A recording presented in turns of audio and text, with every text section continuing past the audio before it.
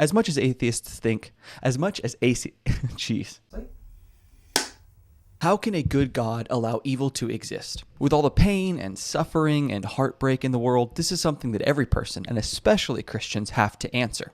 Luckily, we're not the first people to think of it. So today we're going to look at what some famous thinkers and Christians throughout history have said about the topic, and that includes C.S. Lewis. After all, this is a Mere Christianity series. My name is Stephen Cram, and welcome to My Apologies.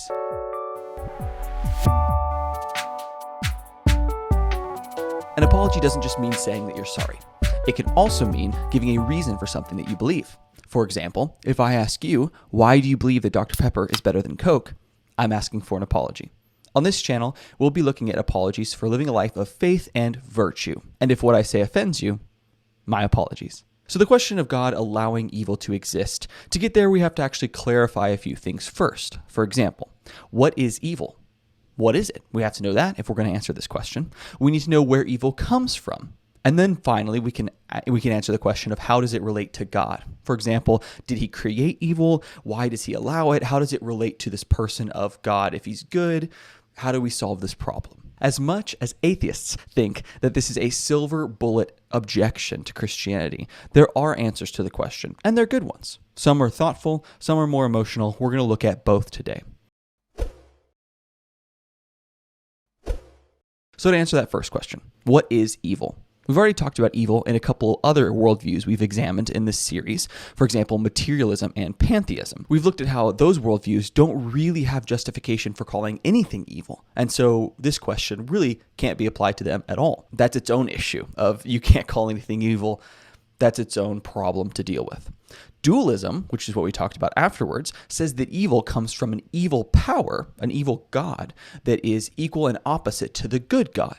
We discussed that in the dualism episode and discussed why that doesn't quite fulfill all of our questions either. So that brings us to Christianity. What is the Christian worldview? How do Christians see the problem of evil? Let's look at what Lewis has to say. He starts out in Mere Christianity, Book 2, I think it's Chapter 2.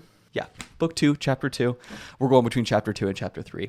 So in Book 2, Chapter 2, he says, in reality, we have no experience of anyone liking badness just because it is bad. The nearest we can get to it is in cruelty. But in real life, people are cruel for one of two reasons. Either because they are sadists, that is, because they have a sexual perversion which makes cruelty a cause of sensual pleasure to them, or else for the sake of something they are going to get out of it. Money or power or safety. But pleasure, money, power, and safety are all, as far as they go, good things. So he talks about in this that badness for the sake of badness doesn't really exist. And this is part of the problem of dualism, that there can't be a completely evil God who just loves evil. Rather, our experience of badness, which is what Lewis is calling evil, is that people are bad or they do evil because they're seeking some kind of perceived good. The goal is always what they see as something good in the end. In the movies, you always see the bad guy, or often you see the bad guy explaining why what he's doing that James Bond or whoever the hero is trying to stop. Whatever the bad guy is doing, he's doing it for some perceived good, whether it's his own ill-gotten gain or he's trying to do some kind of greater good for the world, but he doesn't see why it's an evil to get to that greater good. So badness for the sake of badness doesn't quite exist. And so C.S. Lewis continues by saying, the badness consists in pursuing them by the wrong method, or in the wrong way, or too much. I do not mean, of course, that the people who do this are not desperately wicked. I do mean that wickedness, when you examine it, turns out to be the pursuit of some good in the wrong way. Goodness is, so to speak, itself. Badness is only spoiled goodness, and there must be something good first before it can be spoiled. I love how he talks about there that he's not justifying their behavior. He's not saying that it's okay to do evil because the end is good. He says it directly there. He says, I'm not saying that people who do this aren't desperately wicked.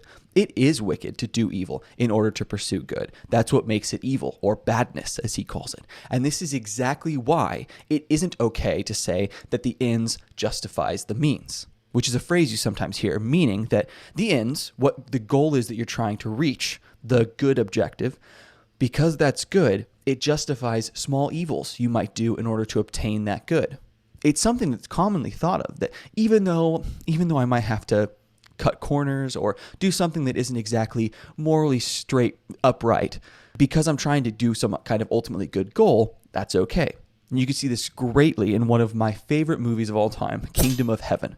And in this movie, the main character, Balian, he's a noble knight, an upright guy, and he has the opportunity to save the kingdom of Jerusalem if he will just betray his honor and have a man killed. And the man that he's going to have killed is the bad guy. Ultimately, this man will cause the overthrow and the downfall of the kingdom of Jerusalem.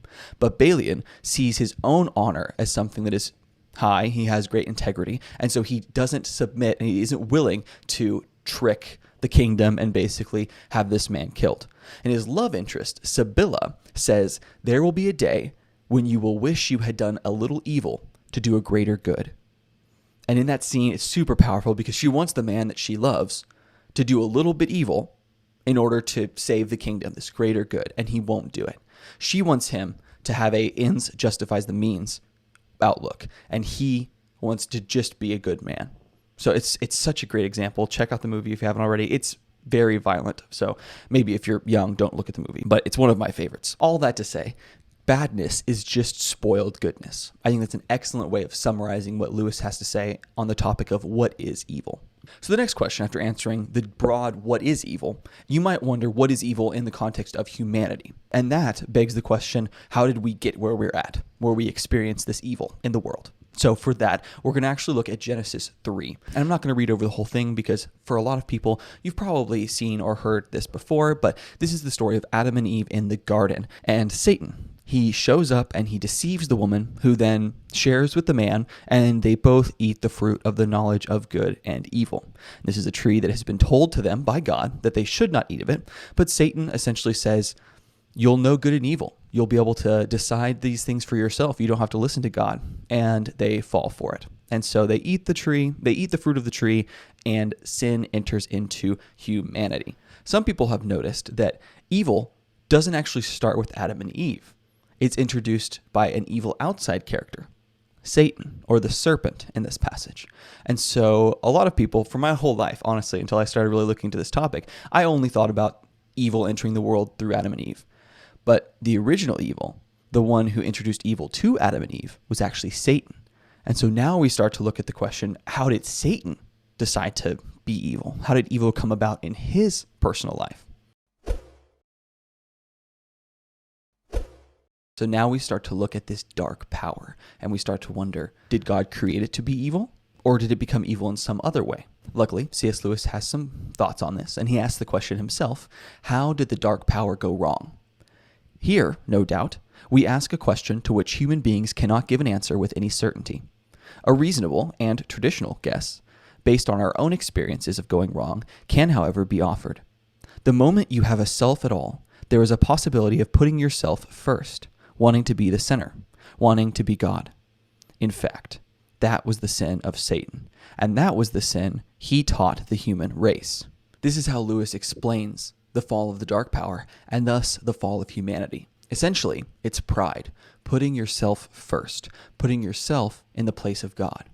This seems to be from church history, tradition, and scripture, how we believe Satan fell in the first place. He became too big for his britches, as people in the South might say, and he decided to overthrow God himself. And that attempt is what caused his fall, and therefore his attempt to bring everything else in creation into chaos. The fall of a third of the angels and the fall of humanity, all into this dark realm, which is now in rebellion against the one true God. It's very significant that Satan taught this sin of pride to the human race. C.S. Lewis continues here in this quote where he says, "What Satan put into the heads of our remote ancestors was the idea that they could be like gods, could set up on their own as if they had created themselves, be their own masters, invent some sort of happiness for themselves outside God, apart from God, and out of that hopeless attempt has come nearly all that we call human history: money, poverty, ambition, war, prostitution, classes, empires, slavery. The long, terrible story of man trying to find something other than God which will make him happy." This is how Adam and Eve fell. Primarily, they decided not to trust God and eat the fruit that they were told not to eat. Secondarily, what this means is they put themselves in the position of God deciding for themselves, deciding to grab for themselves the knowledge of what is good and what is evil and act upon their own knowledge, which is obviously imperfect. This is the tragedy. Us trying to find something other than God which will make us happy. Ultimate happiness is only found in God. But what else do we look for? What is that for you? A great way to tell is where you spend your time. Alternate gods that you may be looking to for happiness could include your phone, could include significant others, or work, or financial well-being, all of which are good. But again, if not pursued properly, if not pursued the right way God intended, the ends do not justify the means. The good of family life, the good of being financially stable, the good of having luxuries like a phone, if not pursued wisely and properly, they ultimately are evils and idolatry. I know that we all have ways that we look to things other than God for ultimate happiness, but that leads us back to the original question. If this is the reality we're experiencing, a reality of evil that Satan introduced to Adam and Eve, who then birthed it into all of us, and we're just kind of stuck, how could God let this happen? How could he do it? If he's good and all-powerful, how could he allow evil to just completely pervade our lives? Luckily, C.S. Lewis has thoughts on this as well. He continues, and now we're getting into chapter 3 here, by the way, book 2, chapter 3. Want to comment on that in case anyone's following along. But he says, Christians, then, believe that an evil power has made himself for the present the prince of this world. And of course, that raises problems. Is this state of affairs in accordance with God's will or not? If it is, he is a strange God, you will say. And if not, how can anything happen contrary to the will of a being with absolute power? So this starts to introduce the problem. Is God a very strange God who wills evil somehow despite being completely good? Or does evil exist outside of his will, meaning that he isn't all-powerful? He isn't able to actually control everything that's going on because this evil that has been brought about is outside of his control. This is the problem that Christians have to answer, and it's a good question. It's understandable why this arises as an issue in our own hearts when we experience evil, but also in the objections of atheists who have their own issues with the idea of God. God, as they would state it often, must either be negligent, not all-powerful, or not all good. And for the Christian, none of these are very good options. We don't want to believe any of these three things. We want to say that God is caring, not negligent, that he's good, he doesn't have any semblance of evil in him, and he's all-powerful. He can do whatever he wants. So how do we square this?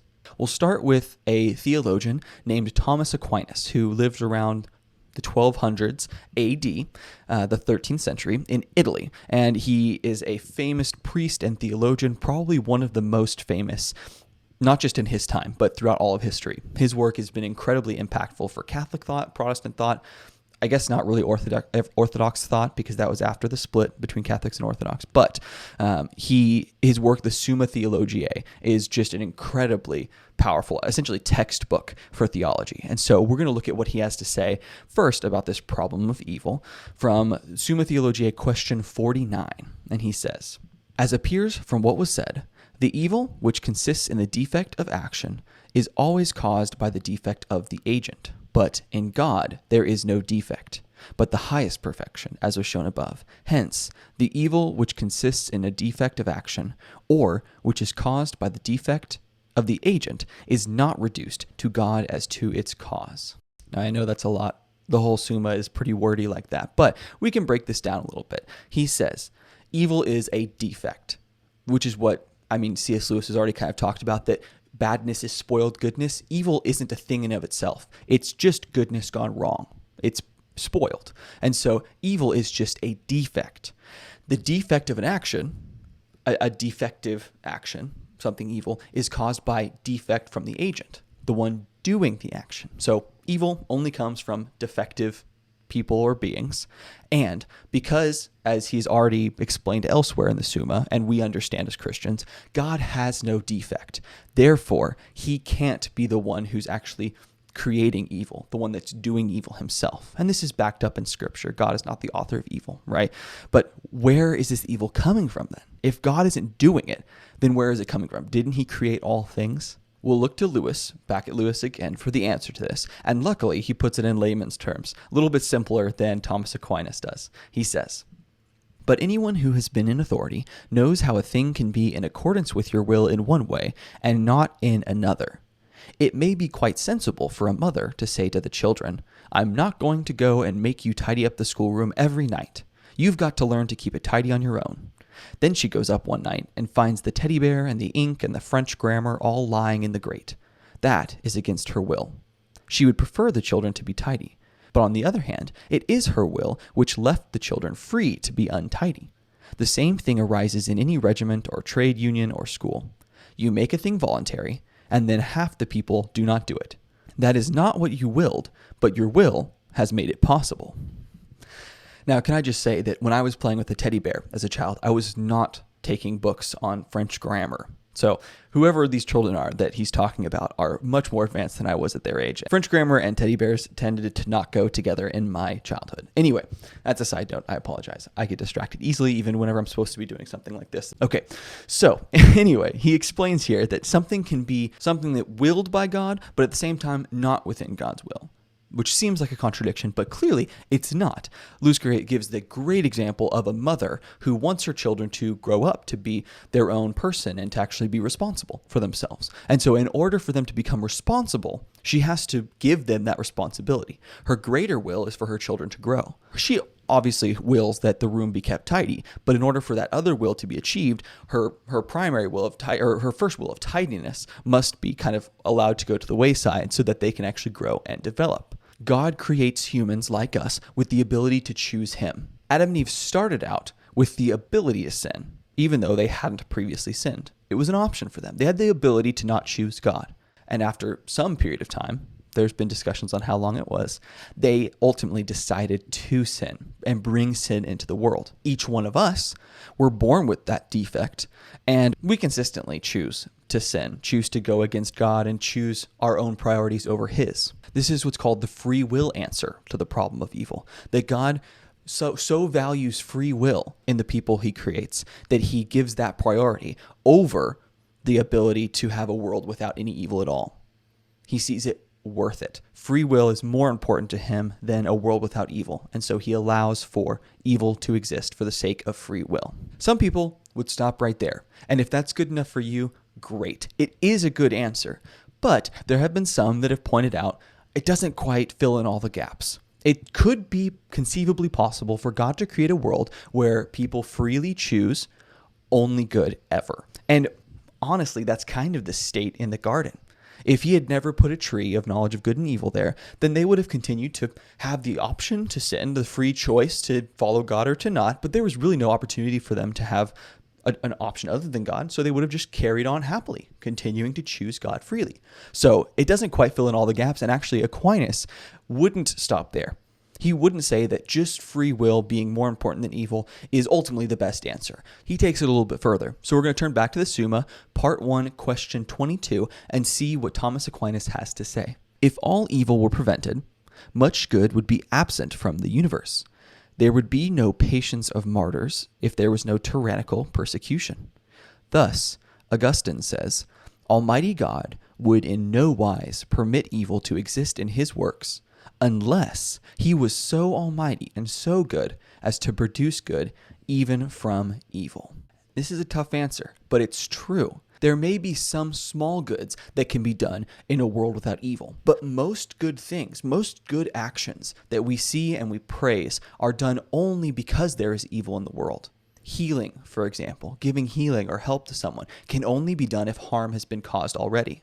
Redemption, the idea of buying back someone from slavery or from some kind of debt that they owe, that redemptive act can only be done if a debt is owed, if sorrow is there, if pain, if shortage of funds is there. In this case of Thomas Aquinas, he talks about the patience of martyrs and the way that the church looks to the martyrs as examples of godly patience. That only takes place if there is tyrannical persecution. So these greater goods could never come about in a world without evil. And Augustine, as he's quoted by Aquinas, there's like levels to this quote, says, Almighty God would in no wise permit evil unless he was so good as to produce good even from that evil. And I would argue a greater good that could be produced otherwise. Imagine a story without conflict, without evil. Lord of the Rings with no Sauron, no ring. Star Wars without Darth Vader. Harry Potter with no Voldemort. There isn't a story there if there is no evil. We also find this in Romans 8 when it says, "We know that for those who are called according to his purpose, God works all things together for good." There's this concept, even in scripture, of, hey, evil is going to happen. This world is fallen. This world has sin and evil in it.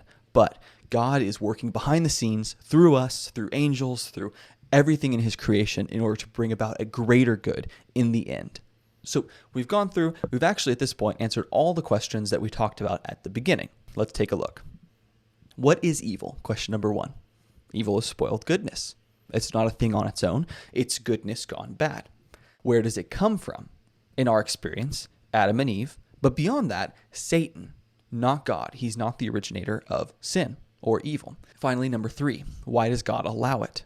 Well, we are free to choose evil, which is a good answer. But beyond that, God is going to produce good even from evil. And in the end, we'll look back and see the story that he painted and how there are things about him and about his world that we could have never experienced if evil hadn't been brought about through creatures' will.